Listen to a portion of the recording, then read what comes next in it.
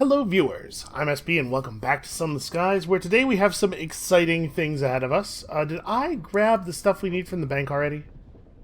No, I did not. Okay, we need all of this ammunition. And then, I think that's it, right? The literature and the chorister nectar are both headed back to Albion. We still don't actually know what we want to do with these cage catches, it's just nice to have them. Yeah, okay, I think this is what we're taking with us. So, we were going to, first of all, turn in our port reports. Secondly, go to Port Avon, sell some stuff. And then from there, out to Lustrum Way. Maybe we'll get into some trouble. I am confident that we can fight anything that we might run into here in the Reach. Maybe that's foolish, but I feel like we've been all over the place, and we have a pretty good sense of what awaits us out in the wilds. Albion is a different story. I don't much care for society. Too rough. Alright, visit Victory Hall, deliver those port reports. So are we low on Savage Secrets? Am I remembering that right? Do we need to pick up some new ones? Yeah, we probably should. We have the ability to gain quite a few here. How many do we want to go up to? We still have 4 gratitude. I guess let's just turn it all in for secrets. Not too hard to come by more of it. Alright, speaking of coming by more of it, let's go get another port report for Port Avon.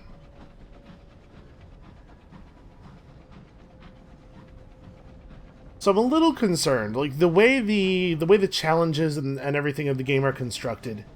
It seems pretty obvious that you start in the Reach and then you're intended to go to Albion, and then from there you're intended to go to Eleutheria, and then maybe after that you go to the Blue Kingdom.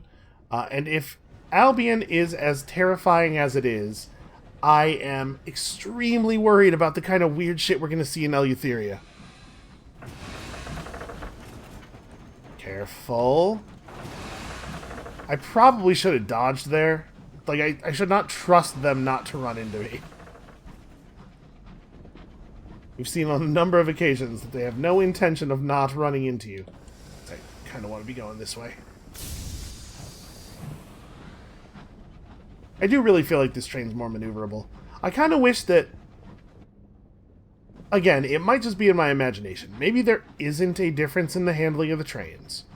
And if that's the case, then the thing I'm about to say is going to sound kind of stupid. But I wish that they would put some indication of the handling differences, if indeed there are any, on the stat page, like when you're looking at the locomotives to buy them.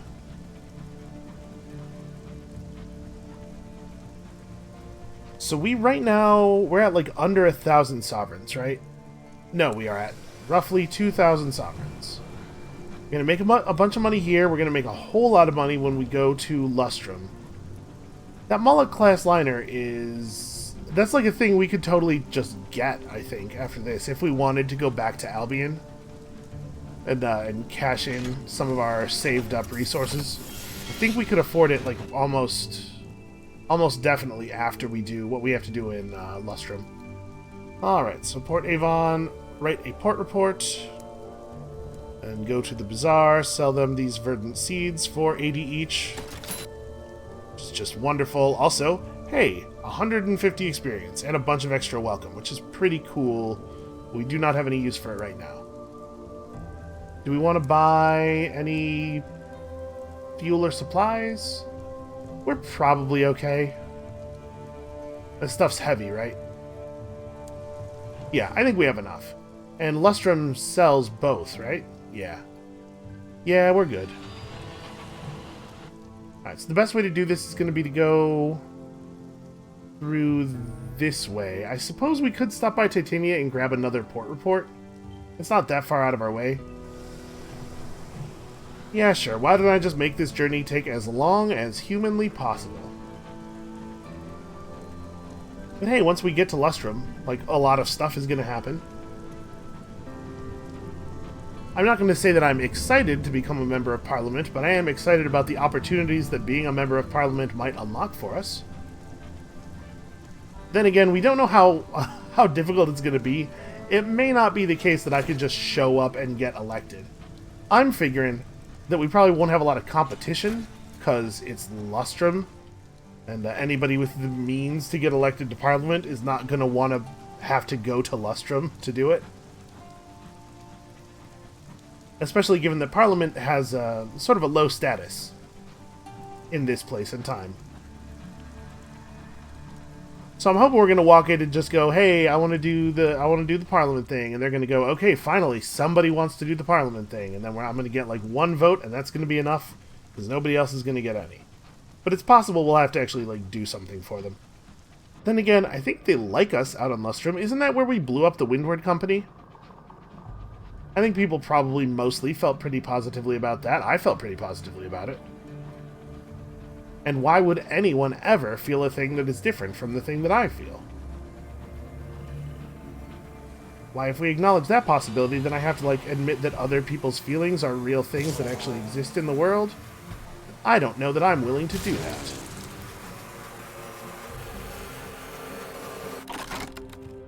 Time to fill the hold with nectar again.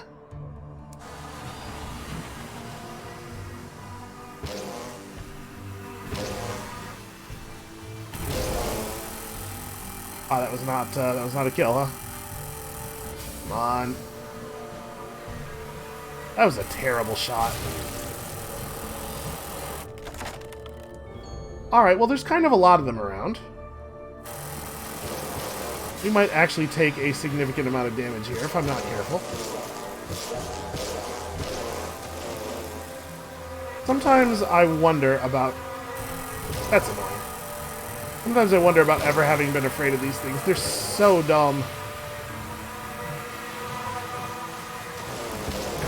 You know, dumb but numerous.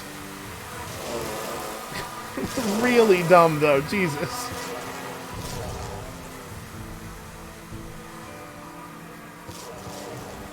Okay, it's not exactly what I was shooting at, but nice to have hit something.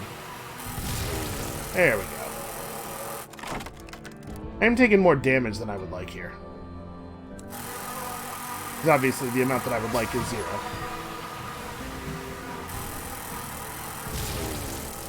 Slippery little things. You know what would be really nice is if we could figure out a way to lower our heat generation.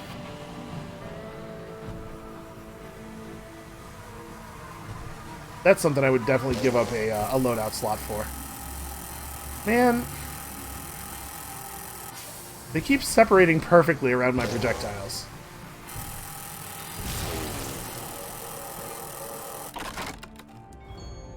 Also, it's kind of crazy that we keep coming over here and killing all of them, and then they just keep respawning.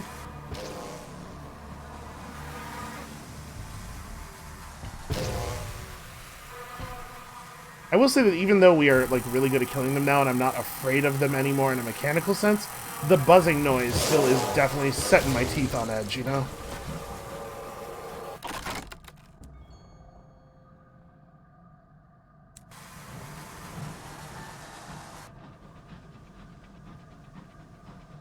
Okay, did we... I feel like at least one swarm went off that way and we didn't actually finish them. Whatever, that's fine. We're going to be heading out of here in that direction, so if they're still over there, we may come across them.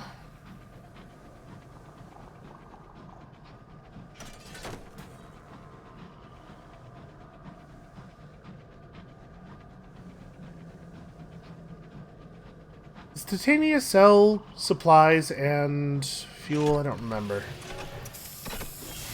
We're probably still okay to make it to Lustrum from here, I think. Yes, we go to Oberon's Landing. We write ourselves a new report. Go to the shop. Yes, fuel and supplies. Okay. What's up at the bazaar? They are selling bronze wood. Well, I mean, let's buy it all. And also... just, like, completely fill the hold. I guess we go through fuel faster than we go through supplies at this point, I believe. Especially with the hold 100% full.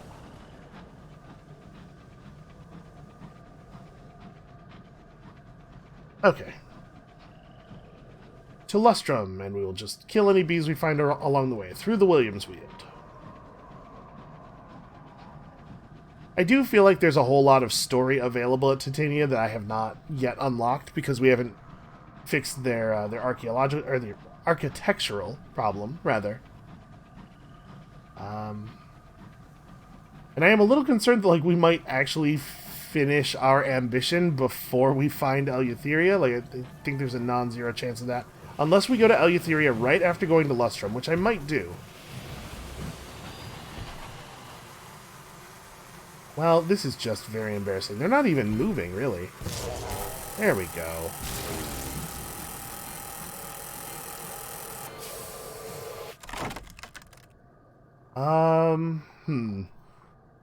I suppose we'll just listen to its death hymn.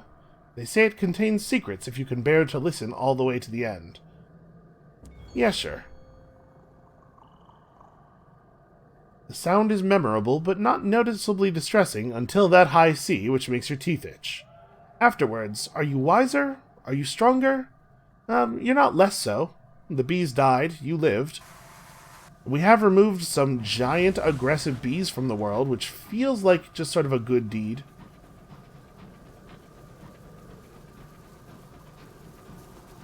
Maybe it would have been worthwhile to take the honey and drop something.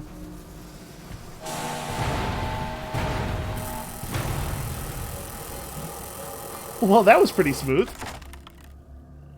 Yeah, you know what? Let's go ahead and strip his engine.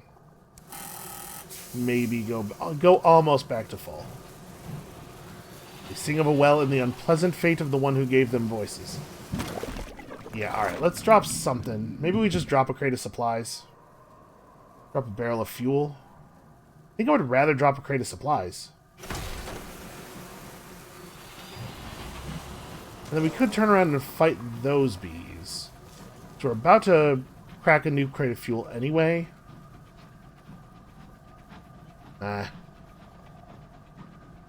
There's a chance we'll run into some more bees on the way forward here.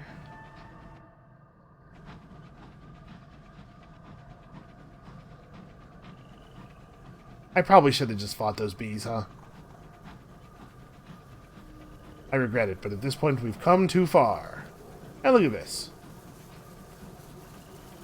If you're lazy and stupid, nature always gives you a second chance. Or at least it always has for me.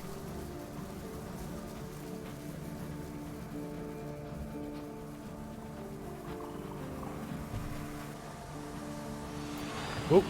Almost hit the tech.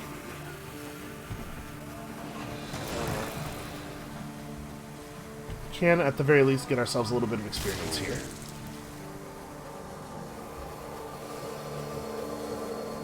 Do I want to hang around for a second and try to wait for the supplies to open? Nah, let's just gain a little bit more experience. Between all the combat and all the singing, we're going to level up again in no time.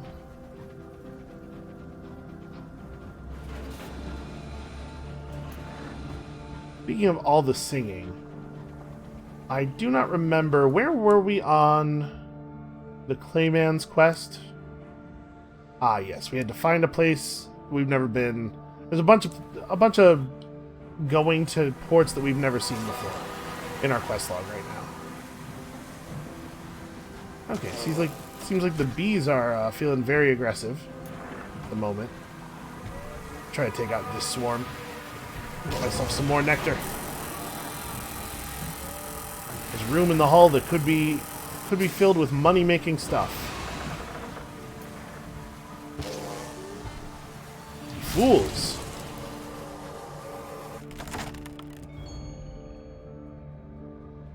Yeah, we're gonna make quite a bit of money on this trip on the whole. So we're headed to the right through here. I think I'd like to avoid the horror. This is gonna cost us a little bit more in terms of supplies, but we should be okay. We're about to crack another crate of fuel. I think I actually will. Just wait here a moment. There we go. I'm surprised the bees are willing to build hives near the coal.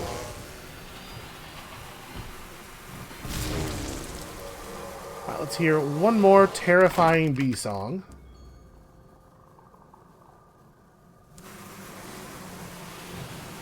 $150 is not a huge amount relative to the amount that we need to level up, but we are also getting a little bit of experience when we actually kill the bee swarm.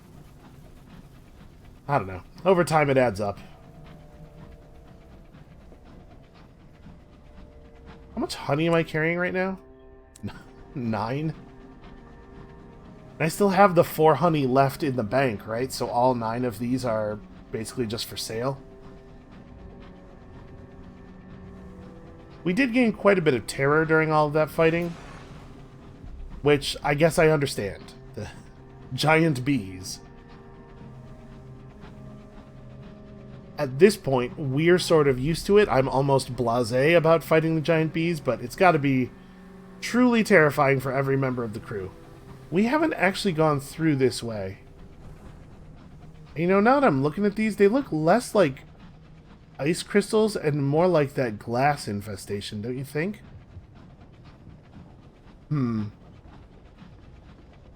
That's a little disconcerting. Maybe they are just ice. Maybe I'm imagining it. But, like, if we think it's the light of the clockwork sun that's causing that plague of glassiness, then why would it be here? And even if they are ice, why, like, regardless of whether they're ice or glass, why are they so long and jagged? What would cause them to form this way? Icicles form the way they form because of the liquid running down the icicle while freezing.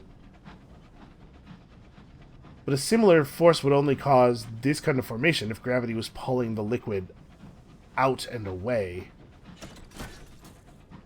Alright, well, good time to find some abandoned luggage, I suppose. Alright, that's an excellent find. Let's go get extremely rich and then elected to local government. And then fill the hold with fuel and supplies again, because we're going to be slightly desperate by the time we get over there.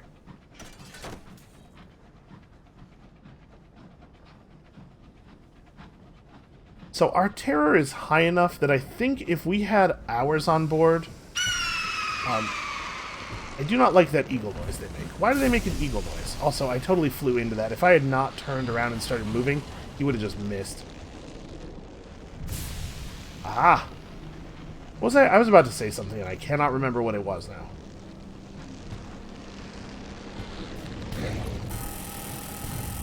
Mr. Smarty Pants over here stopping. Come on. I was hoping to kill him before he did that. I overheated us really quickly firing all the weapons. Just die! Come on, come on, come on, come on. It's possible that I would have saved myself some damage by just firing while overheated here. These are terrible shots. He's wounded enough that I think 2 hits will do it from here. Oh, that's no good. Jesus Christ. I'm doing a horrible job. Hey, we're right by Lustrum. I'm not too worried about our fuel and supplies. Like we have time to do this fight. But I do have to eventually hit him. Okay, those 2 misses were not my fault. That's just him being good at dodging. There's a difference between him dodging the shot and me just hard missing it. Okay, Jesus. Cut ourselves some bronze wood.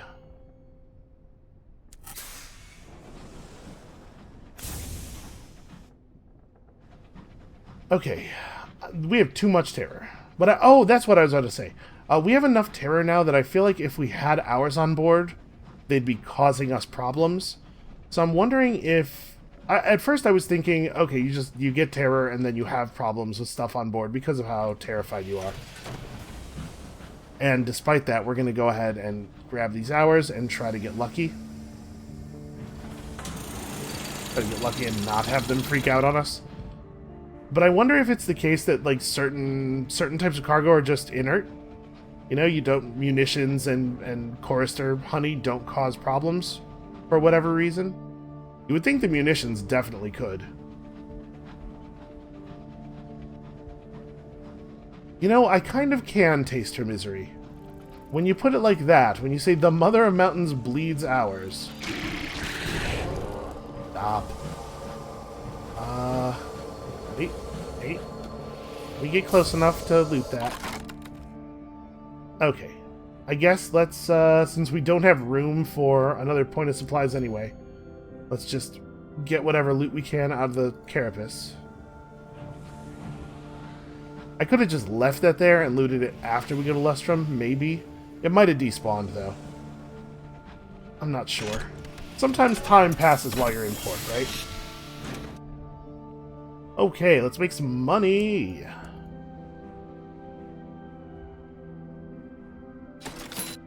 Also, we get an unlicensed chart and a barrel of hours. And then also give them all of these.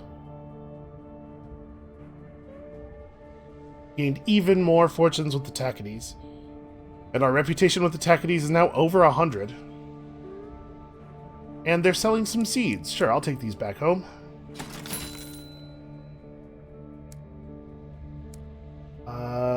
Is there anything else that we want to... I mean, obviously we want to buy fuel and supplies, right?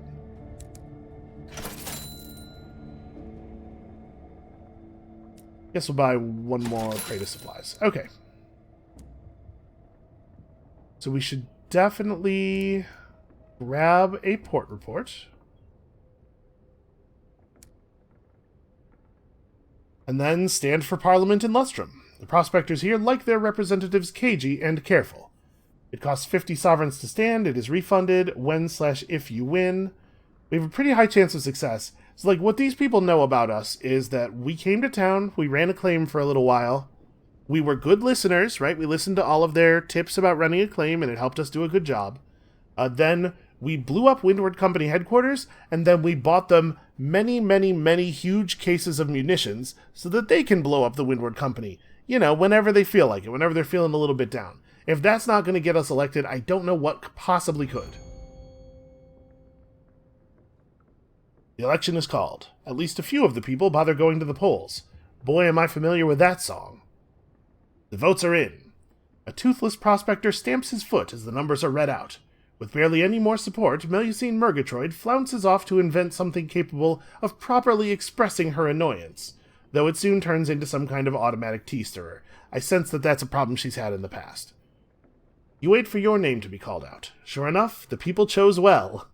To a smattering of applause from the handful of the public who bothered to show up and vote, you rise from your chair and take your destiny. Should I accept my new role with grace, or without any grace whatsoever?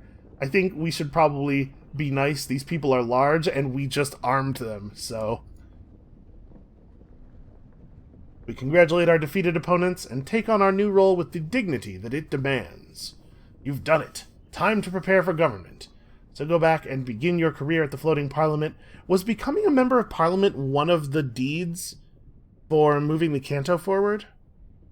Don't remember. I mean, we're still going to make the Brabazon Workworld thing happen. We're not doing that for the Canto. We're doing that for the people of the Workworld. But now we're a member of Parliament. Remarkably, I don't feel any different at all. And then we have nameplates. We could get another moment of inspiration, but honestly, permits. Permits are pretty valuable, right? How many do I have? Is it 6? Yeah, let's get 2 more permits.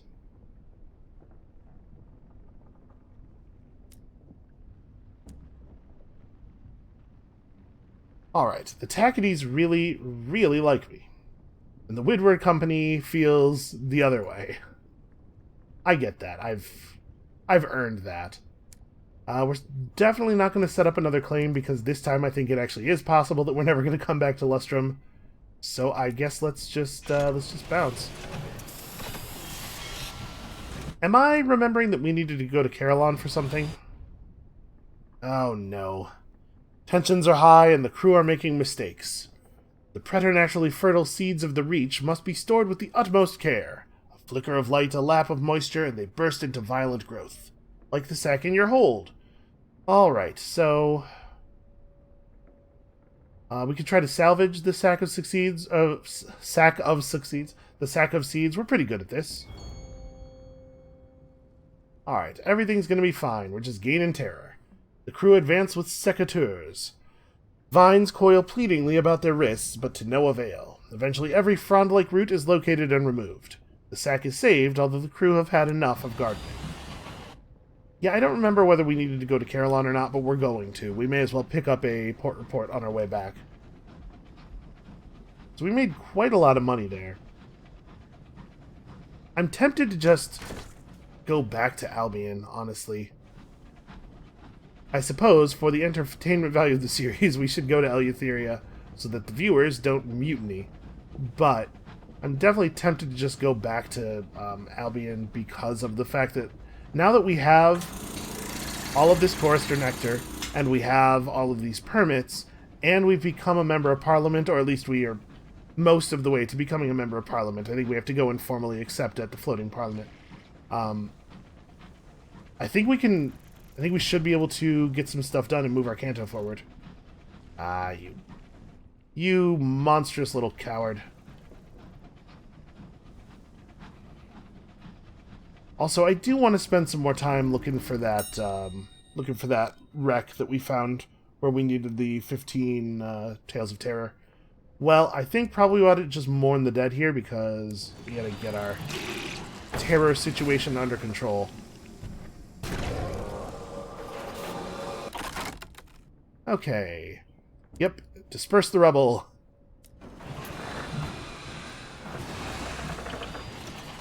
Ooh. Lucky. Look at that. Look at the precision with which we work. I do not have the option. I guess let's just can the meat then. Don't have the option to lose terror, then let's eat.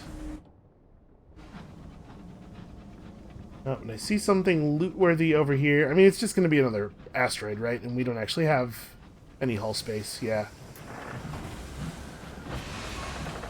Let's just keep moving on. It is a little bit of a shame that things like this don't affect your favor or your gratitude with the Tachytes. Stuff like saving a Tachyte pilot's life should factor in a little bit.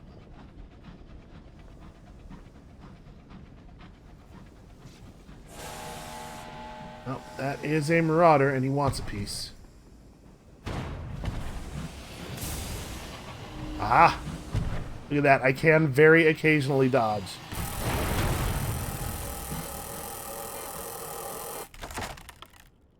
Yeah, I can't remember if we needed to go back to Carillon now, or if we needed to go back earlier. Like, if I already handled all of the stuff that we needed to do. We can lose terror there, right? I think. Might be a good idea, because we are actually running kind of high. Yeah, I'm not going to wait around for... Not going to wait around for for hold space to open up.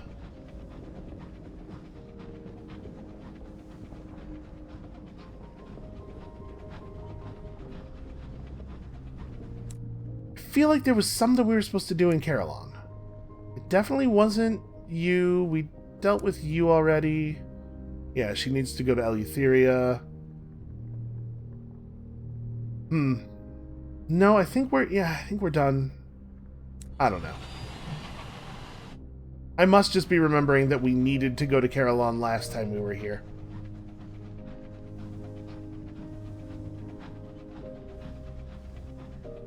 No, I really like the music in this game. I've talked a lot about the writing and the mechanics and stuff, and not so much about the music. But it's very, very good. Let's head over to the shrine and contemplate the statue a little bit. That always makes me feel better for some reason. And then, write a port report. That was what it was. We were to deliver the half-glass empty here. When you explain the empty's predicament, your rescued prisoner attracts a swarm of attention. The presiding deviless descends to meet your rescued prisoner. She taps his glass eye with a fingernail. A sun-touched soul, she muses, an eager flash of tongue at her lips. Yes, we can take good care of him. The devils will care for him now. 2 attendants wheel out of bed and gently help the empty climb in. Your last words with the empty are awkward and brief. He was never much of a conversationalist. He thanks you, and he seems happy to leave it at that. When you return to your train, you find a nervous young man waiting outside with a barrel of souls. The deviless told me to deliver these to you, he says. Said it was fair trade for such a patient. 2 selections of immaculate souls. Alright, well, one of these is going to be enough to move our plot with the devil on board our train forward. Man, we really do have a lot of reasons to go back to Albion. Okay, I don't think we have anything else that we need to do here. We actually need to jettison some stuff, so may as well sell it. I can make it back to New Winchester on 2 barrels, or 2 crates of supplies. I don't think that should be a problem. Apparently, these collections of immaculate souls actually take up hold space, which is inconvenient. Well, we can definitely safely put them in the bank because we're not going to need them until we're in London, where we can just get them out of the bank. So, I mean, let's swing through Polmere and Plenty's. I totally spaced on getting the rest of our terror dealt with, but whatever, we'll do it at Polmere and Plenty's. We have about 1 million tickets for the attractions, so... And we'll get ourselves yet another port report, because you can never have enough sovereigns. Never, ever. I'm pretty... Yeah, we'll be fine. We'll be fine. And if things go awry, we'll just eat some of the seeds. Why not? It is weird that that was not an option we were given. Last time we ran low on supplies with seeds on board. I'm pretty sure you're not allowed to just eat the seeds. I guess maybe it would be dangerous, given their propensity to sudden violent growth. Maybe you wouldn't want to put them directly into your stomach. Maybe you want them to turn into something else first.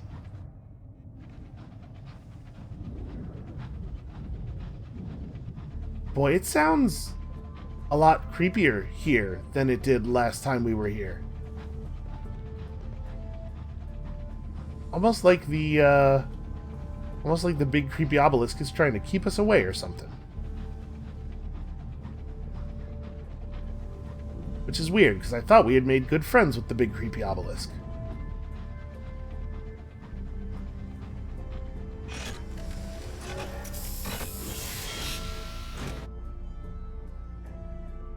Okay. New arrivals. Can we chat with them? Let's chat with them.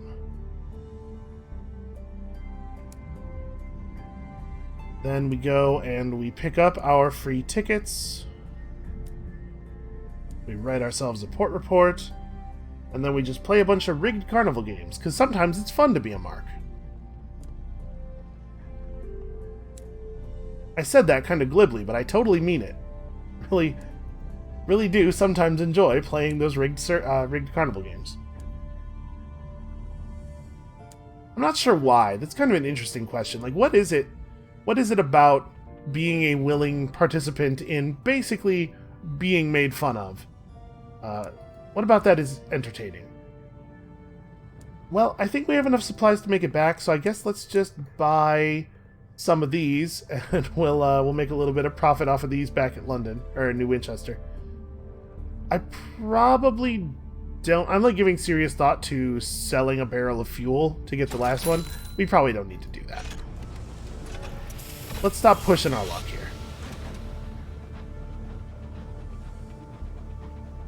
Yeah, see, even just like that maneuver right there, I feel like this train really does handle a lot better. I also feel like I maybe wasted some tickets there.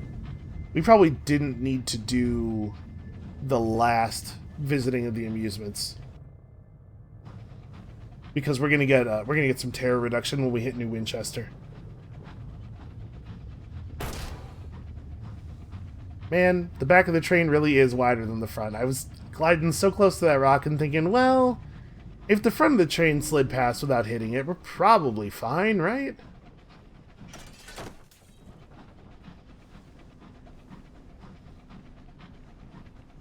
I don't know. I wonder if it has anything to do with, like... So, people who are into wrestling now, and who are young, maybe are not so aware. But there was a time not all that long ago when, like, professional wrestling really claimed to be real, and everybody knew it. It was sort of like a winky... You know, but there was a fantasy there. A fantasy that people willingly took part in. And I wonder if the enjoyment of... Oh, wait. Ow. I had a moment there where I just couldn't think of which button was going to fire the correct side's thrusters. Seem to particularly have this problem when the train is pointed downward. But I wonder how much of, like, being willing to play along with that is that it comes from that same impulse. Alright, what are we doing here? We could trade in some favor. Do we need to trade in any more favor? I don't think so. I don't think that we get any value out of moving too much more of this along. We have, what, like 7 Savage Secrets now? That's probably enough to do whatever we need to do.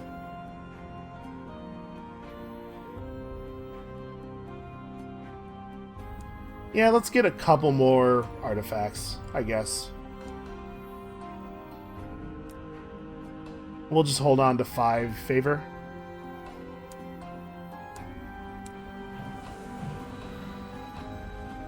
Again, just in case we suddenly need a supply of it. So I know I've been saying we'd go to Eleutheria, but I really do just want to go back to Albion. I don't know, let's think about this for a minute while we're conducting our business in New Winchester. Because we do have a lot of stuff to do in Albion as well. Or we do have a lot of stuff to do in Eleutheria as well. Alright, let's fix this. We're cool on stuff in the bank, right? Yeah, like I have all this stuff. So we can just go ahead and sell everything that we're carrying. Sorry, not this. Let's put that stuff in the bank right now so that I don't accidentally sell it. It's possible that we could just sell one of these, but they've been rare enough that even though we only have a use for one, I'm inclined to hold on to the other one just because I don't know who else might want it. Bronzewood for the Prosper engine yards. They would take up to 7 consignments of bronzewood. And also munitions. We only have 2 crates of munitions, but like, we'll make a lot of money on these, right? And we have to go to Port Prosper to go back to Albion. This makes me want to go to Albion even more. Okay, I think I'm going to do that. I apologize, people who are feeling like in suspense about what's going on in Eleutheria. I promise you we will go. It will happen. Alright, so we're going to take 2 barrels of ours back to the checkpoint. We're going to sell all of these. We're going to hold on to the bronzewood and the munitions to deliver them at Port Prosper. We're going to sell the seeds, though. We're doing all right on money. And let's get a bunch of fuel and a bunch of supplies. Alright, that'll be enough to get us places we need to go. We should probably pull the Chorister Nectar out of the bank, actually. Because we're not going to want to go to London before hitting Brabazon. Okay. We don't need the coffee. The Avid Horizon is way south. Like, we would definitely hit London on the way to the Avid Horizon, so we could leave this in the bank. We don't have immediate need of any of this other stuff. Okay. Yeah, let's go. We'll go to Eleutheria. It'll happen. We have some important stuff to do in Albion right now, and I'm actually really eager to see the Brabazon Workworld Rebellion. I guess there's a pretty significant chance that that's not going to work out, right? I sure hope that works out. This could totally...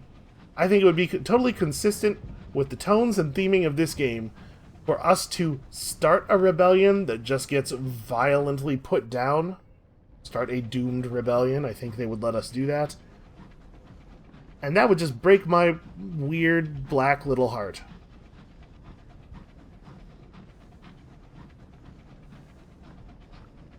And that's going to be bad, you know, because I have respiratory problems, and anytime any force is applied to my heart, all of that dust comes out. That's not going to be great for me. I should find my mask. Just, yeah, preparatory. Just to be on the safe side. Hold on. There's a thing we can interact with over there. Saw it out the corner of my eye. Alright, let's, we do not have the option of getting fuel off of this one. That's a shame. Oh no, this one. There we go. Yeah, let's get fuel, because this is a, seems to be a pretty safe roll.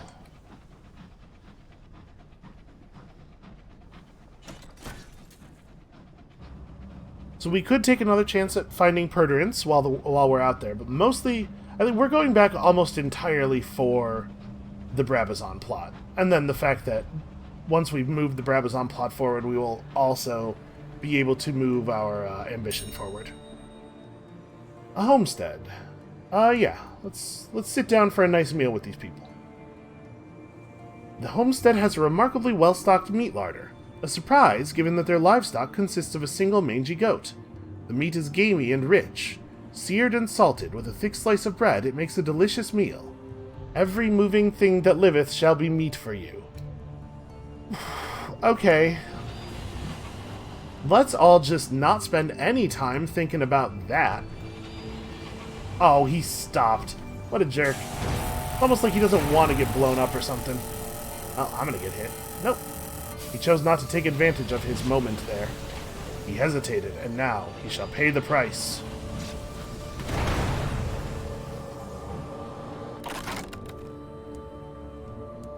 Alright, what has he got here? He's got 27 sovereigns worth of jewelry.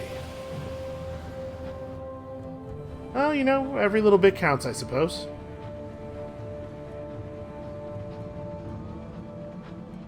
This is what happens when you hesitate. But then also, it's very bad to act impulsively. The lesson is that you're damned if you do and you're damned if you don't, so just do whatever. It's how I've lived my life, and it's never steered me wrong. And, as always, a giant adorable rat makes everybody feel so much better. I really am very pleased about all of the pro-rat propaganda in this game. I feel like we could really, as a society, we could really stand a little bit more pro-rat propaganda, because I feel like there's a lot of anti-rat propaganda out there. Also, like, weirdly, there's a lot of fantasy stuff where, like, mice are good guys, but rats are bad guys. And there's a lot that could be said about the mechanics of simple fantasy settings and the idea of people being good or evil at a species level. Obviously, that's not great in a whole bunch of ways. Surprise! Oh no, he's become aware of our treachery. Oh shit. Almost all of that hit. That sucks. He came around on us real quick. Also, that didn't kill him. I really thought he was dead there.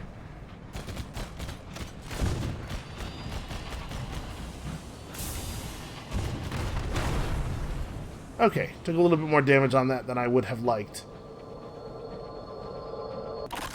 Not too bad. Rummage in the kitchens or raid the hold? Let's raid the hold. We found ourselves... Okay, bronzewood. That's actually wonderful. We almost have enough bronzewood to totally complete that turn-in now. I don't know exactly what they're paying for it, but it's got to be good, right? Because the base price for bronzewood when it's not in demand is already very high. Alright, we're going to try one more time, and hopefully I won't take quite as much damage.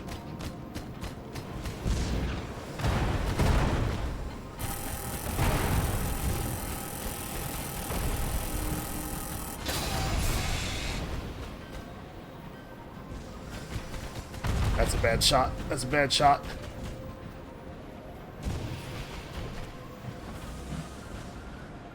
We do have a range advantage here, but I think think our projectile blew up in the sky there. Got him. Alright, good teamwork, buddy. You stay away from that loot, though. That's mine. Sure. Let's gain unusual cargo again. A triple locked case. Your engineer produces the wire cutters. Got our... Oh, wow! A picture of two lovers holding hands sits in a brass frame. Something old and horned stands behind them, seemingly rubbing its hands in glee. Yes, truly inspiring, that. Don't hate. Same team. I tell you, these Tackities got real itchy trigger fingers.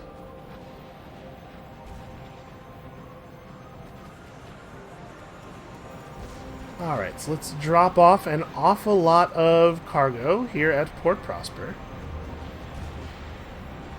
We are definitely going to want to come back to the Reach with enough money to purchase that very fine, extremely ugly locomotive.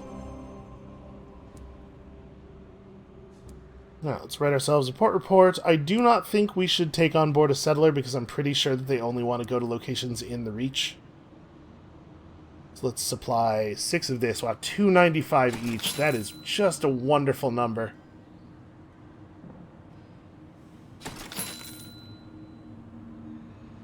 Oh, interesting. Panes of stained glass. I feel like these are really hard to come by. And we've got a bunch of space in the hold. May as well. Alright, is there anything else we want to do while we're here? Yeah, we really don't need more fuel and supplies. It's such a short trip through the thing to London.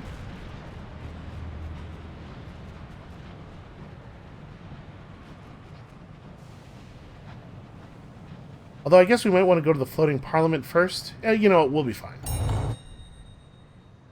Oh, God. Oh, wait. Okay, the event has been subsumed. Well, let us present ourselves to Customs. It turns out Customs waits for no man or force. I have nothing to declare.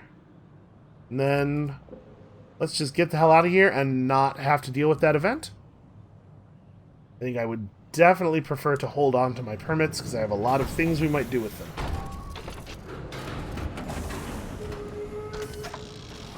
So we'll give the guys at Brabazon the permits first. I said we have a lot of things we might do with them. We really only have the one thing that we presently need them for. So we'll give the guys at Brabazon the permits first. We'll keep the honey if we can because, you know, we could still sell it. In the Blue Kingdom, you may encounter the convictions of the Sapphired King. Rays of thought from the sun's own brow. Just, why does all of the text in this game have to give me that feeling? You know, can't you just take it easy every once in a while? Just lay back a little bit.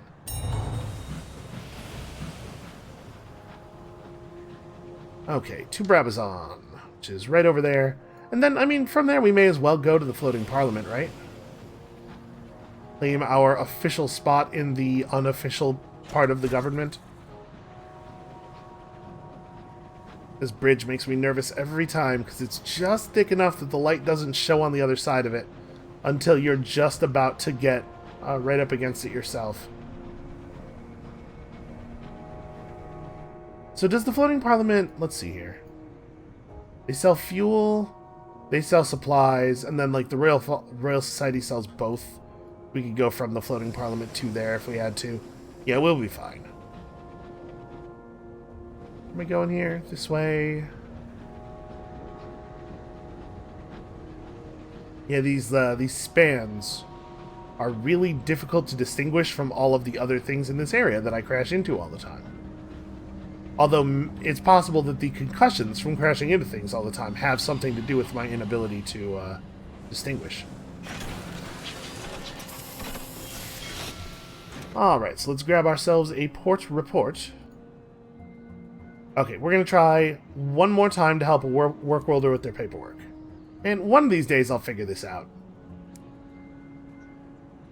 I feel so much worse every time I fail to do that, too. Okay, let's signal the revolutionary agent. And we will quickly step outside and write a quick report on the actual state of the work world. Okay. Now back in here, let's do the thing. Let us assist the workers' struggle. The faintly bearded youth passes a sheet of paper to the reverberant activist. Top of the list is a ministry-stamped permit. There's no way I can get my hands on one. Well, it turns out you have a friend who has some large guns.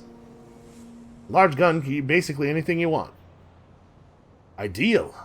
We have to get into Little Nice. This may allow us to do so.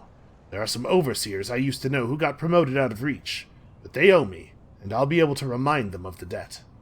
The leader grins again, fiercely. His youthful assistant quails, but says nothing. The Brabazon workers are up in arms! Okay. All is prepared. We have everything we need, you are told. Come. Alright, let's have ourselves an uprising. A wiry, ginger-haired man grins at you over a desk littered with documents. Some are crisscrossed with scrawled notes, others are pristine and freshly inked. The faintly bearded youth has a beatific smile. Our leader, the reverberant activist, saw your work. He said you might be able to help. Yeah, I usually help I usually provide what we call second-degree help, maybe second-order help.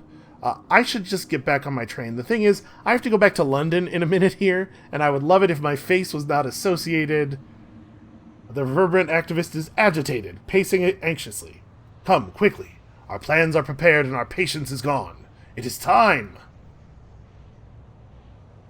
He leads you downstairs. Listen! From all around you hear shouts and chanting. The song of revolution is inharmonious, but it is passionate. Thank you, Archivist, for all that you have done. He points in the direction of the bit between. Now go, for your own safety. I'll see you again when this is settled. It is time we had a word with the governor. Workers cheer as you pass. The heavy double doors to the tunnel burst open before you. The sympathetic overseer rushes forward to lead you away, and hears the shouts from the work world. Oh. Unrest is high enough for an uprising, Brabazon Workworld is up in arms, and we've lowered the strength of the sun, which, that number is getting pretty low. I wonder if we could actually destroy it. That would be so good. Industrial unrest. Workers burst through into the bit between from the Workworld. Overseers run in both directions, some fleeing, some throwing themselves into the melee. Well, boy, our character just couldn't resist the opportunity to see what happens in an uprising, huh? An overseer bustles you to your locomotive. Is it the revolutionary leader's ally? The workers rush between you before you can be sure. He shouts over the crowd, You have to leave! Come back in, I don't know, come back in a few days, when this is all over, one way or another. It's not clear what he reads in your face, but he presses his point. This is between us Workworlders. We have to resolve it. You've done your bit. Okay, this is exactly the kind of help that I was hoping to offer. So let's bounce.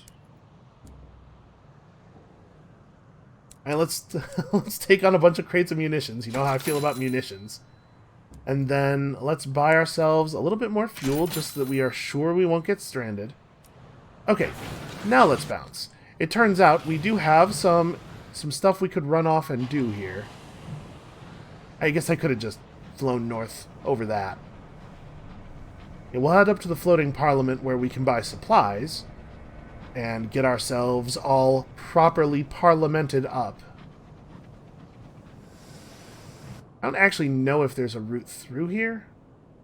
Looks like, yeah, it looks like there's not. We're going to have to go past the Albert Wash House. Alright, shouldn't be a problem. Is that just a dreadnought? Is that a normal dreadnought? You think that thing's full of guests? It is behaving a little erratically.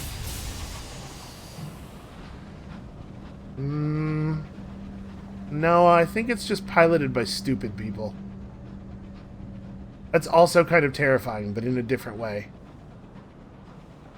You know, you'd really prefer that, that the stupid not have access to explosives.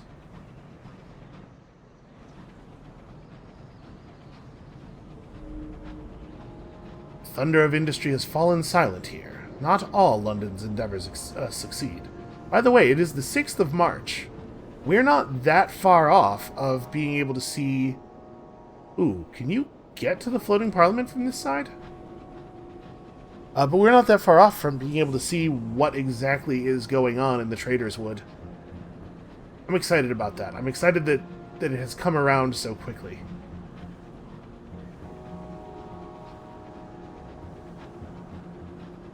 Please let me go around before we reach the spooky, misty edge of the world. Really don't want to end up any further out than we absolutely have to, you know? We've seen some things out here.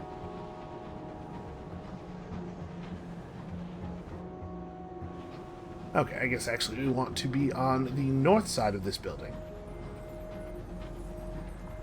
Man, who would have thought it would be so easy to join Parliament? I almost wonder, like, there almost has to be some other obstacle, right? We're going to show up and they're going to be like, oh, well, you can't just get in because you won an election. You need to be, you know, of the right blood, or you have to prove yourself to us or something. There's got to be some more video gamey nonsense. If becoming a member of Parliament actually is on the list for our ambition.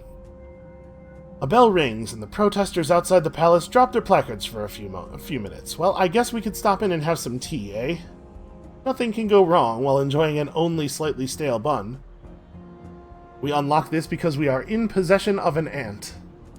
Sure. Not like Auntie used to make. Your aunt examines the scone with professional distaste. I suppose one shouldn't complain, she mutters, but marches off to have a quiet word with the baker anyway. You eat the slightly stale scone, complete with lashings of jam and clotted cream.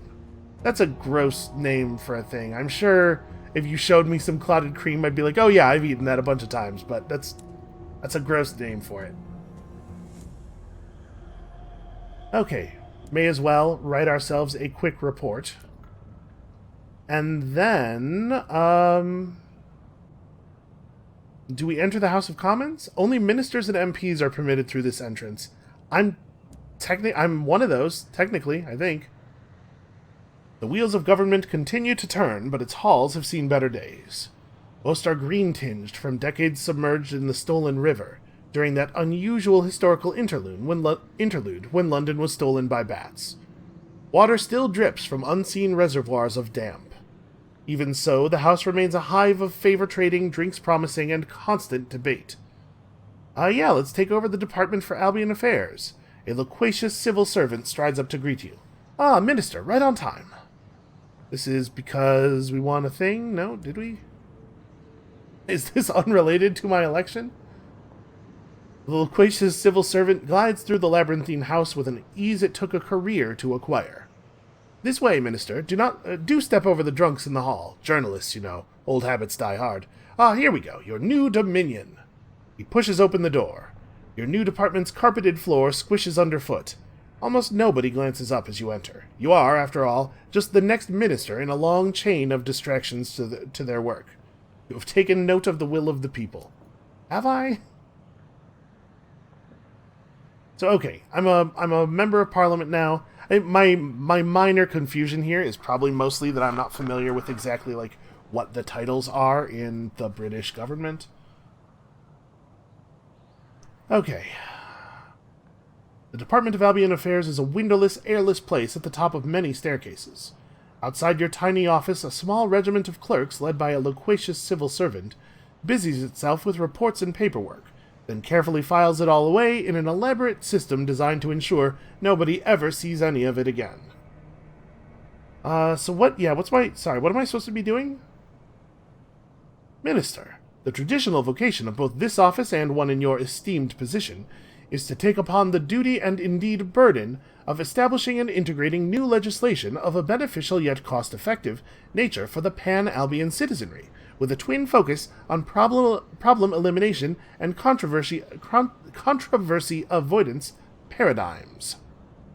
The greater efficiency we demonstrate at this, on at least a prima facie basis, the greater slice of the budgetary pie will be allocated to our department, and the greater parliamentary status you, personally, Minister, shall enjoy. With ascendancy comes reward. Minor ones, as ministerial salaries are currently primarily a barter-based economy for beverages of noted alcoholic form due to a most regrettable budget shortfall in non-functionary related positions that are typically compensated through prestige. However, he adds, less than enthusiastically, I do understand that parliamentary envoys at Her Renewed Majesty's most celebrated throne enjoy some budgetary flexibility to reward completed law-related projects in gratitude for the demonstration of their continued purpose and presence at the moderate to highest levels of government. He smiles a thin, tight smile. I believe that covers the basics. I can give you the longer version, if you would prefer. Okay, so we pass laws to gain status. They're not going to pay us, but laws can be exchanged for sovereigns at the throne of ours. Okay, nobody's paying attention to what the laws are anyway, so we could just, do that, right? We do, currently, understand the will of the people, or at least we believe that we do. Let's visit the First Secretary. As first among equals, he knows more about Parliament than anyone. A useful font of information. So this is how I learned that there was an opening, right? I guess it doesn't look like he has any new information. Alright, let's explore Parliament. We have full access to the House of Commons. Parliament's green-stained halls are hardly what they used to be. 40 years ago, when the bats dragged London deep beneath the earth, its new cloaked masters stripped the place of its golden finery. Only the two houses themselves, the Commons and the Lords, have been properly refurnished. Everyone else makes do. The journalistic lobby has set up a basic printing press in the estranged bar, with the new ministries established in any spare room or corridor. Occasionally, between the drinks and debates, some work gets done. Alright, well, yeah, let's go back to our department and do a law, right?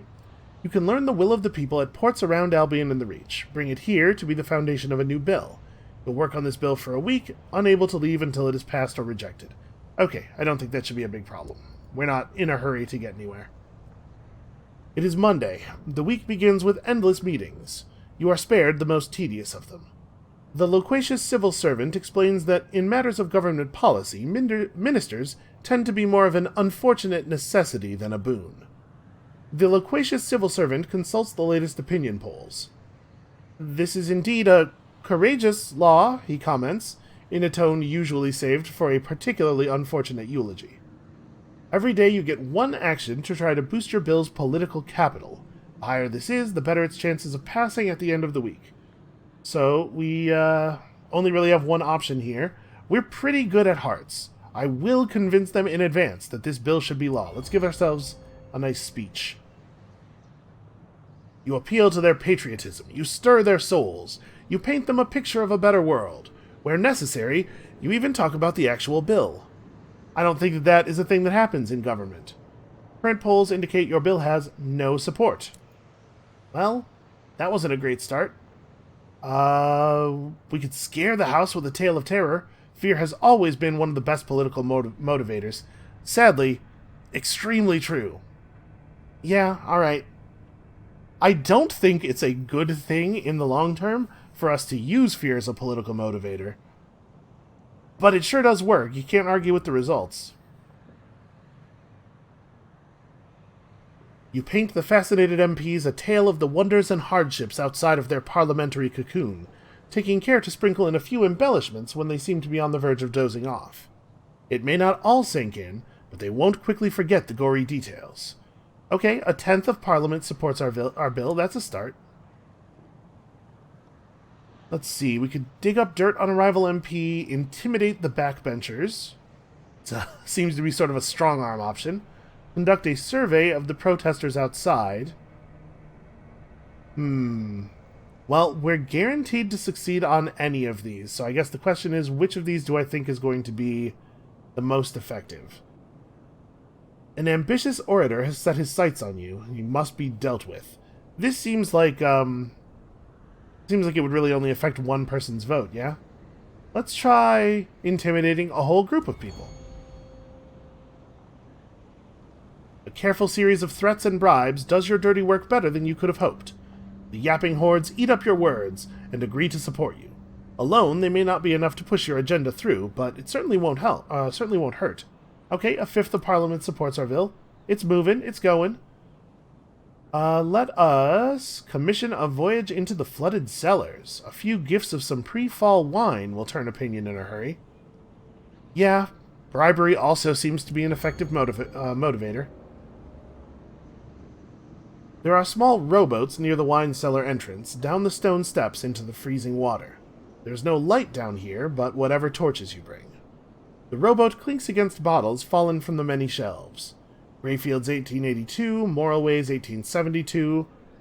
The master, known as Mr. Wines, liked to use the cold of the stolen river to keep its favorites at the right temperature. You emerge with enough to keep the whole house tipsy. I really don't know anything about the masters, do I? Current polls indicate a third of Parliament supports our bill. That was pretty effective. Intimidating the backbenchers was useful last time. I wonder if you're supposed to try to avoid repeated events, or... Let's see if it has the same effect a second time. Okay, just under half of Parliament supports our bill. That's a shame. Just under is a little unfortunate. It is voting day. The first draft of the new law is complete. Civil servants doze on their desks, eyes red raw from too much late working by candlelight. The loquacious civil servant has good news. Minister, I have it on good authority that the House is seriously considering backing your new law. Of course, you didn't hear it from me, in anything other than the strictest, most actual sense of the word. All right, let's take our new law before the House. A 48% chance of success. Fingers crossed. Do love that sound. Your proposed law is fiercely contested by the House. Fortunately, as nobody else has actually read it, none can give particularly cogent arguments against it. When the dinner bell goes, even its archest critics are happy to vote for it if it'll get them to the dining room before the sausages are all gone. All that remains is to take it to the throne of ours, where the Empress will choose whether or not to grant it her royal stamp. As you file out of the house, you see one of the First Secretary's clerks watching. She nods her head approvingly. Your status in Parliament is clearly on the rise. Each time you successfully pass a law, the House of Commons becomes wiser to your tricks. Succeeding will get harder each time. Head out and gather another example of the will of the people to begin passing a new law. Okay, so we've listened to the will of the people. We passed some time, which is good, because maybe the stuff on the work world will have concluded. And then ask about the will of the people. What exactly is the process for... Do I just, go to ports at random until somebody tells me something? A simple matter, Minister, oozes the loquacious civil servant. Those around Albion territory, which is to say Albion herself and the more civilized corners of the Reach, will often present themselves upon your arrival with their problems and little requests. Listen, return here, and your humble servants will put the wheels of government into motion.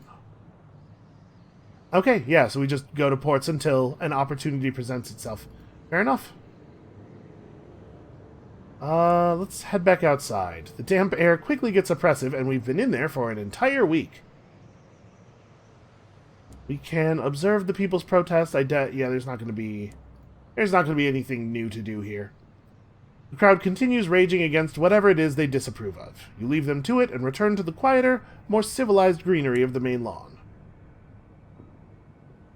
There are some ways in which our character sucks just a little bit. Alright, let us get some more supplies. No reason not to.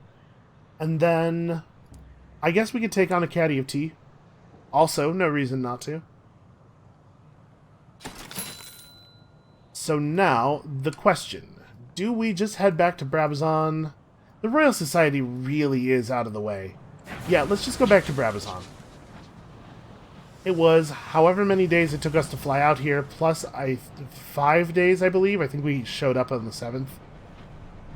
Plus 5 days to actually get the bill written, plus the amount of time it's going to take us to travel back.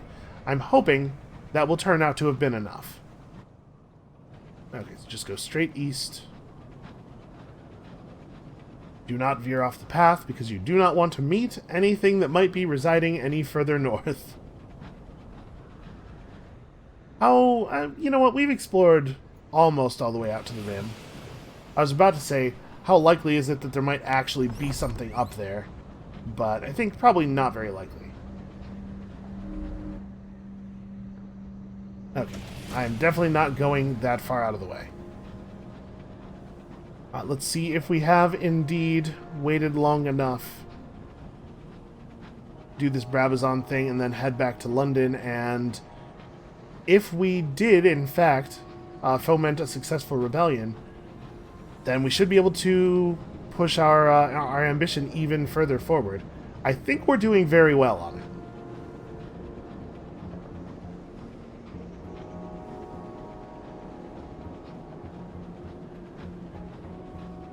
You know, even though I know Albion is a lot smaller, like it just objectively takes us a lot less time to get places, I'm still a little bit too impatient. But I want to be at the work world now. Alright, so it looks like it's going to be like 3 days, maybe 4 days in total to go from the one place to the other. That same juggernaut is still here. The crew is going to starve to death if they can't figure out how to work that thing. So that means in total we're looking at like somewhere between 10 and 15 days. I'm sure that's enough time for the uprising to have concluded. Right, these things are just a couple of quick shouts, a use or two of the guillotine, and then that's not how that word's pronounced. And Bob's your uncle, everything's all good, right? I bet they'll even have cleaned all the blood off the floors by now.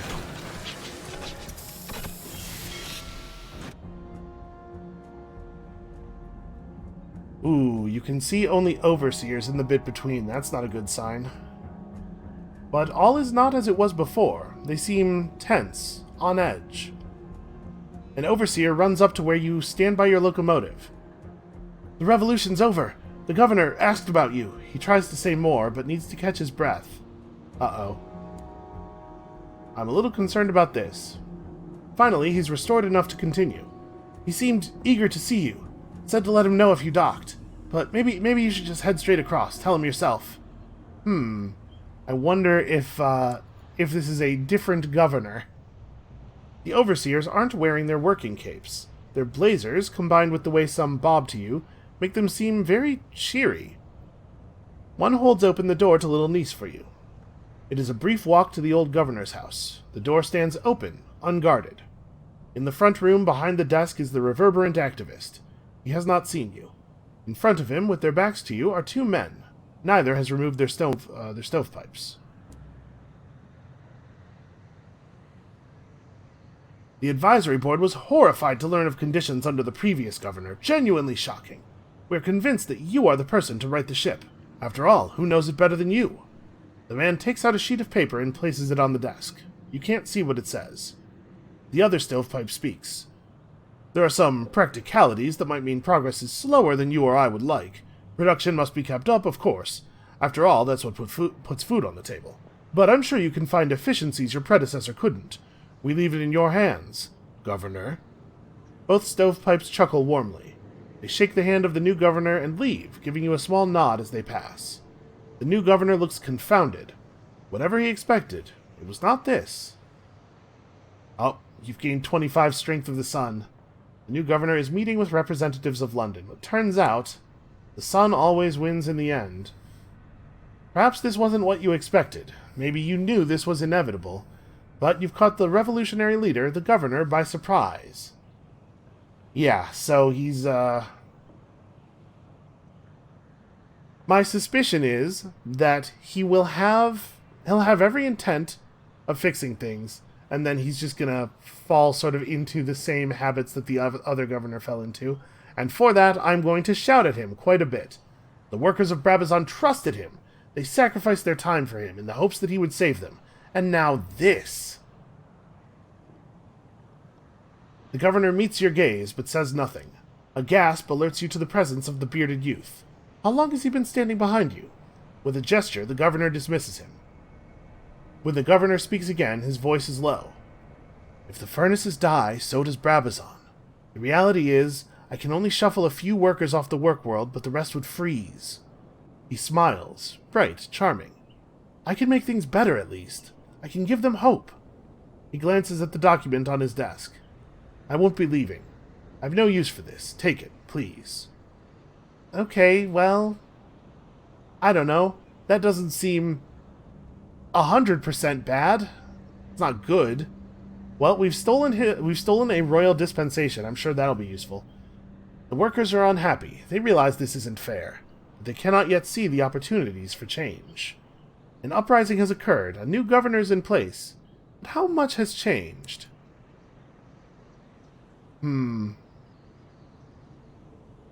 Well, it seems that things are, in fact, very similar. We still have the ability to bring gossip to take tea with the governor. Let's recline on a bench and just admire the topiary for a moment, because we're not completely empty on terror. The grass is immaculately cut, the hedges are trimmed, stars burn silver above, but it is hard to ignore the thunder of the hour looms, spinning their knot of hurrying time over the work world below. Alright, let's, I'm not allowed to drink with the overseers anymore. I must wait until they are permitted another break. Missed my opportunity. Well, we could trade in some salon-stewed gossip for more tea, which we could sell. We have enough. I think we can afford to do this. Yep. Same text as before, if I'm not mistaken. Alright, let's return to the bit between in our locomotive. And let's maybe listen to the work of the Committee for the Improvement of Working Conditions. Yeah, the new governor has encouraged the people of Brabazon to form a committee. It has yet been unable to reach any decisions. If you bring them tea, they'll stamp any permit you provide. Oh, that's interesting. Would I want to exchange tea for a permit? The thing is, I don't think we actually know of another use for permits beyond what we just did with them, right? Like, I think we've done all the things we needed. Excuse me. All the things we needed them for. The governor is trialing a scheme whereby the children get to attend school in Little Nice. Their chances of earning a way off port while still young are increased. Okay, well, let's wave at them in a friendly manner. 2 overseers nearby join you in waving. They plaster false smiles on their faces. Once the children are gone, one says, "Some of them won't stop crying about the nannies, but the alternative was so much worse. To see your parents wither into old age? They're too young to understand." Yeah, that's bad. That's... boy. We didn't really fix things at all here. Well, we can take the official shortcut to Brabazon back streets. They're not doing tours anymore, huh? Or rather, the tour has been renamed. So we could use a permit. Yeah, let's do this, because I'm curious what has replaced what the tour used to be. Presumably, the new governor is smart enough to know that people would find the old thing very distasteful at this point. It might now be an official route, but it's still through the maintenance hatch. It's not a dignified departure. Alright, speak to the workers and reduce their disgruntlement? Do I want to reduce their disgruntlement? Do I maybe want to, like, further disgruntle them? Do I have that? Do I have the option of doing that? You're backstage now. The lights and the props and the sham of the tour are left behind. That text should probably be a little bit different. Okay, so... yep, that's all pretty much the same. Yeah, it looks like we don't really have any new actions except that we can try to make the workers happier, which I think they should. I think they still should be upset. I think that's perfectly reasonable.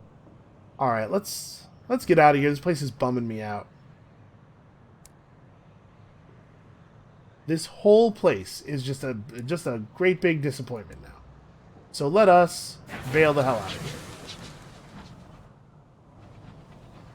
Okay, to London.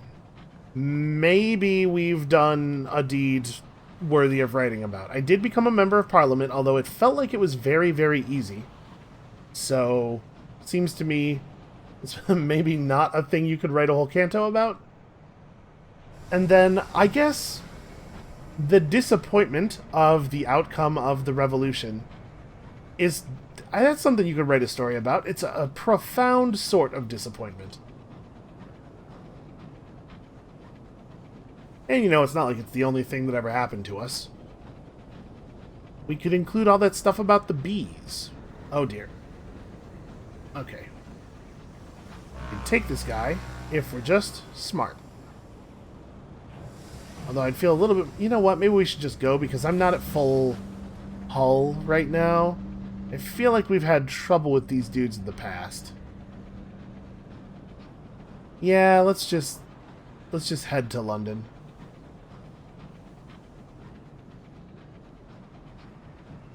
Apparently, all of that glass on the front of the ship is obscuring his vision. They're not made to be driven with windows that are so many feet thick. Am I going the right way? This is a way you can go. I really should have just stuck to the outside there. Although, I guess there's no way in hell that glassed juggernaut is dreadnought rather is going to be able to follow us through that.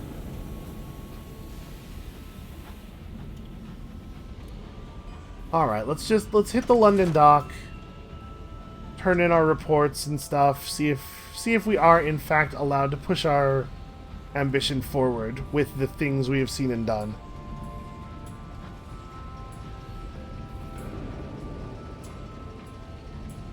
Just a real mess. All we did was spend a bunch of time and effort turning it into a slightly different mess.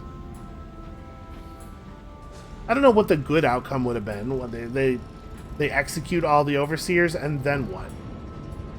He's right, somebody does have to keep the work world running, or else everybody there is going to die. Yeah, sometimes there just isn't a happy ending available.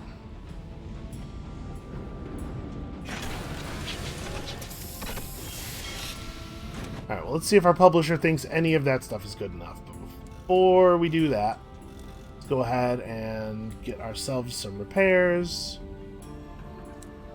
And also turn in our port reports.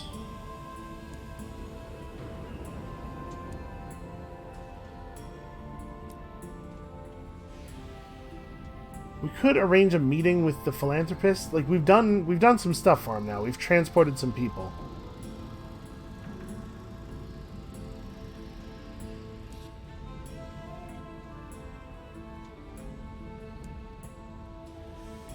Alright, let's agree to smuggle another passenger. Sort of a, pick up somebody from Warbury, take them to, Lustrum. That's a hell of a trip. Alright, let's arrange for a meeting with the philanthropist. And, nope, okay. No new options. Never mind, sorry.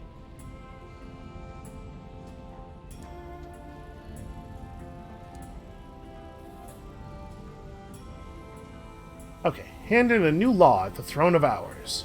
One of her renewed majesty's servants awaits you. Perhaps she will deign to give this one to her... Perhaps she will deign to give this one her royal assent.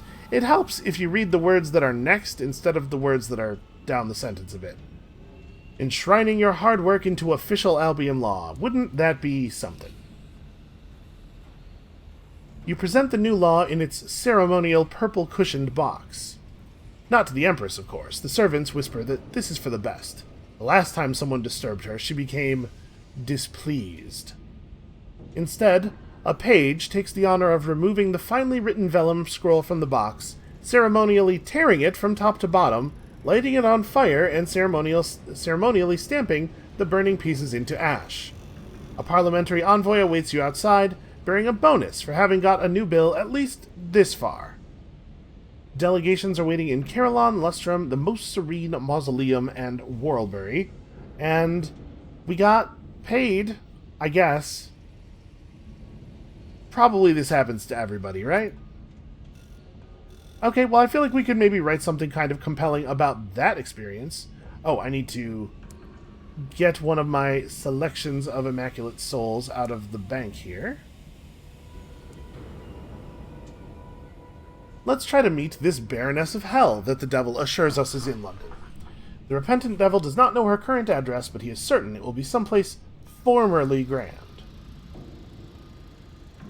You try the remains of the palace. You try a few townhouses that have fallen on hard times. Then the repentant devil cackles to himself and says, I know where she will be. Hard to believe I didn't think of it first. He leads you unerringly through the streets. It seems he lived here for a time, not long ago. This was once the embassy of the devils in London. It is now a ruin, though still overly hot. You can only see a few limbs of the Baroness at a time. Most of her extends up the grand staircase and out of sight. The downstairs portions are plated, iridescent on black, something like a widow's ball gown if it were made entirely of beetle. The Baroness's children are sightless larvae, chewing old paperwork. Oh cool, I'm so glad you brought me to meet with this person. Someone sent an assassin after me. The repentant devil addresses the Baroness's downstairs eyes and her downstairs mouth. That's a little forward to just speak directly into someone's downstairs mouth.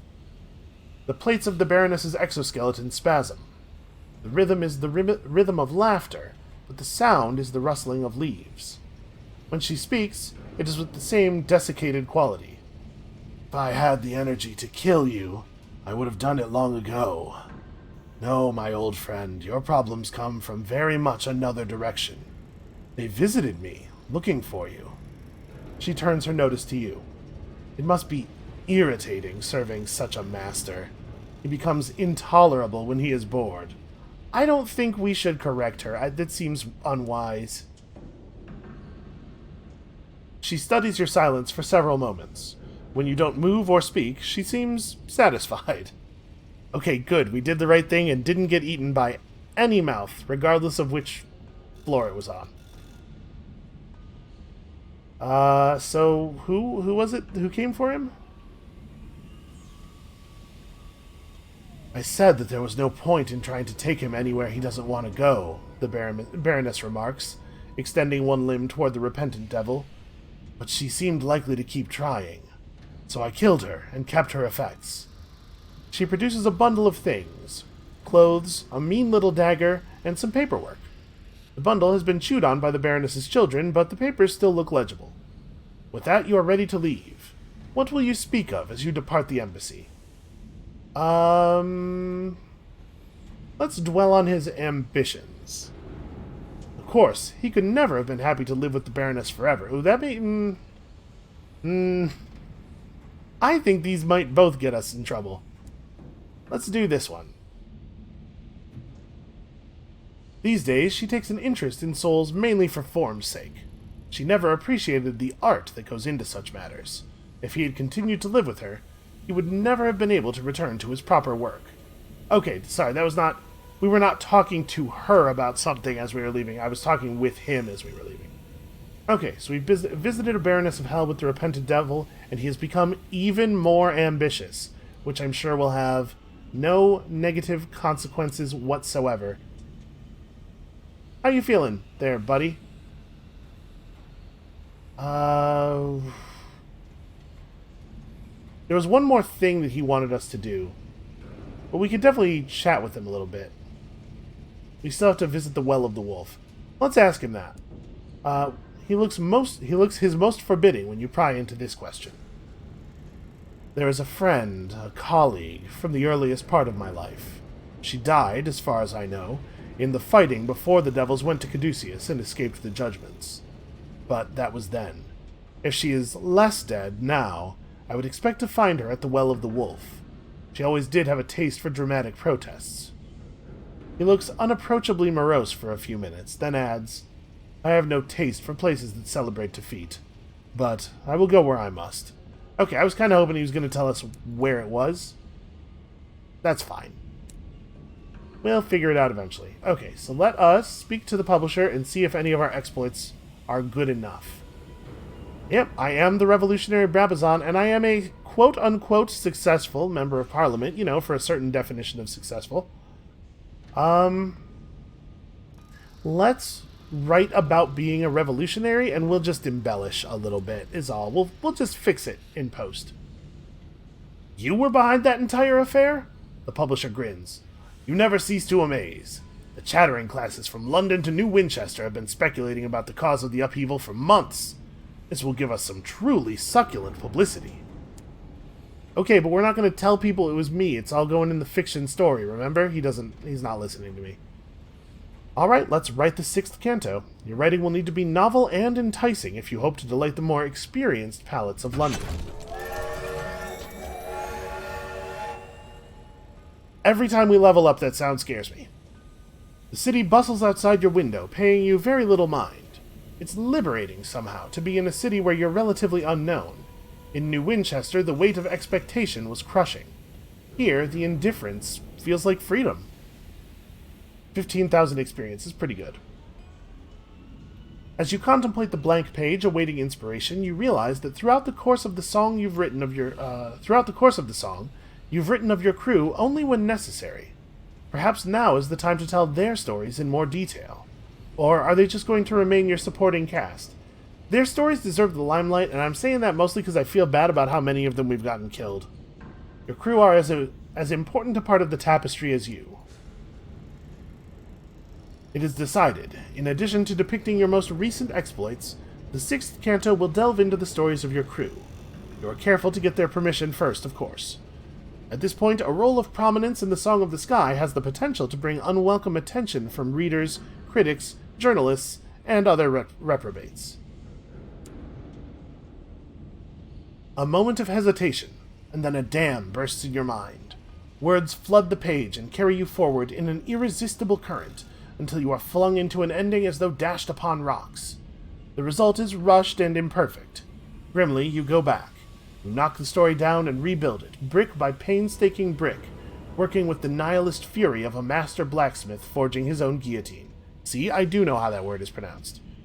Finally, just as you are ready to throw your entire manuscript into the fire, you realize that you no longer need to. There's nothing left to fix. The 6th canto is complete. The omnivorous publisher sends a lackey to collect your manuscript. The publisher is attending some very important parties promoting your work, says the assistant, tucking the 6th canto beneath her arm without reading it. He sends his apologies. Investigate the publisher's office. I haven't heard any word of the canto's publication, and I haven't been abducted by the publisher for another book tour. Has something gone wrong? As you approach the publisher's London office, you spot a thin plume of smoke. It's a charred ruin. You ask one of the surrounding policemen what happened. Well, we came to close the place down by order of the Ministry of Public Decency. Publication of subversive materials, you see. The constable waves something that you recognize as the sixth canto. When we got here, the publisher fought back. Gunfire was exchanged, said he'd burn the place to the ground before he paid taxes, which was funny, because we weren't there for taxes. What happened to him? The constable shrugs. On the run, we'll find him. Well, I was all set to be proud of him when they said gunfire was exchanged, and then it turns out he's just being cheap. You must find a way to publish the 6th canto in defiance of the Ministry of Public Decency. Yo, this is extremely in character for us. Well, we could try to smooth things over with the Ministry. We do have a royal dispensation, which is kind of nuts. But we cannot do it when the song is full of secrets. Because of the way we've written the song, this is not available to us. So let us set up an underground printing press for the Song of the Sky. It is very expensive. Okay, well, if I can't be published legitimately, I'll distribute it illicitly. Let them try to stop me. I'm sure they can't throw me into prison a second time. You hire some assistants of dubious character, buy your own printing press, and make a few well-judged bribes. Once the press is up and running in an abandoned warehouse, you start distributing copies of the 6th canto for free. The paper is thin as tissue, and the ink smudges at a touch, but it spreads across London like a particularly virulent plague. Controversy only heightens interest. Soon, the 6th canto is so universally popular, from working men's clubs to factory floors, that the Ministry is forced to admit defeat and lift the ban to avoid further embarrassment. Well, there goes my new locomotive. The Song of the Sky looms in your mind, a half-finished monument. Write the final canto, complete your ambition and end the game. Holy crap, we're like right on top of it. And we actually have all the things we need except for one moment of inspiration. 5 unlicensed charts, a captivating treasure, a searing enigma. Okay, well, we need to get another moment of inspiration. We know of at least one way to do that. So here's the thing. Let's talk a little bit about the future of the series. We are very close to being able to officially end the game. But we know that there is an ambition you're allowed to select with a character when you start a character that says on it you should only do this if a captain in this lineage has already completed the game, right? So ending the game doesn't really end the game. We'll get to play another captain in this lineage, and I think that's what I want to do. I was not anticipating wanting to do that when we started the series, but I'm like way into this now. So, we're out of time for today and for the week. But come back next time on Monday. We are going to aggressively pursue the completion of the final canto of the Song of the Sky, and then we are going to hand our work down to a new captain who will feel a burning need to discover the truth. And we'll see you then.